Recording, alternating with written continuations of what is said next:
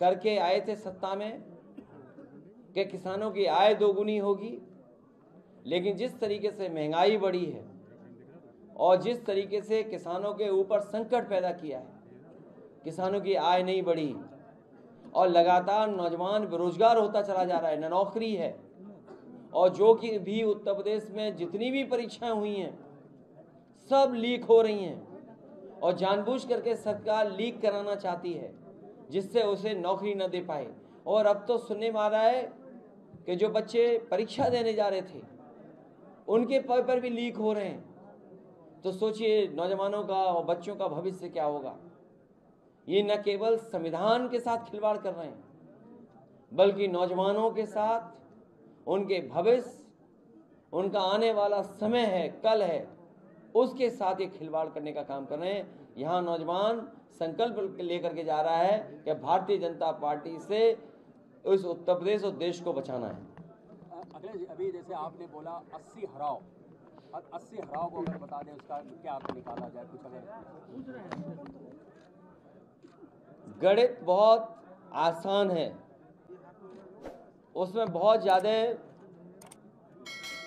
दिमाग लगाने की जरूरत नहीं है। किसान की आय दोगुनी नहीं हुई, किसान बैठा हुआ इंतजार कर रहा है कि वोट कब डालेंगे। जिस किसान के ऊपर 3 काले कानून आ रहे थे, चुनाव आया, काले कानून वापस ले लिए।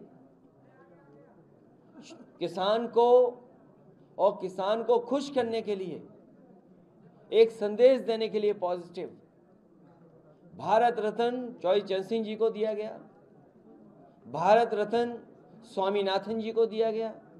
अगर ये वाकई में सच्चे भारतीय जनता पार्टी के लोग किसानों के दुख दर्द को समझते हैं, उनकी परेशानी को समझते हैं और आय दोगुनी का अगर वादा किया उन्होंने, तो स्वामीनाथन जी ने जो फार्मूले दिए थे उन फार्मूलों का अमल क्यों नहीं कर रहे, एमएसपी क्यों नहीं लागू कर रहे। एक तो ये बात, और दूसरी 60 लाख बच्चों की परीक्षा छूट गई।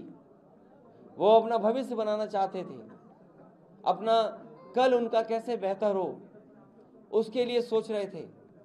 इस सरकार ने उनका पेपर लीक करा दिया और 60 लाख बच्चे, उनका गुणा कर दो, माँ बाप मिला लो, 3 अगर गुणा कर देंगे 60 लाख में तो 1 करोड़ 80 लाख लोग बनते हैं। और 1 करोड़ 80 लाख का अगर हम भाग दे दें 80 लोकसभा से तो 2,25,000 वोट बनता है जो नाराज बैठा हुआ है। और अभी जो 2 परीक्षाएं पेपर लीक हो गए तो सोचो कितने बच्चे हो गए, उनका परिवार जोड़ लो तो कितना हो गया हिसाब किताब। जिस पार्टी का एक लोकसभा में 3 लाख वोट कम हो रहा हो।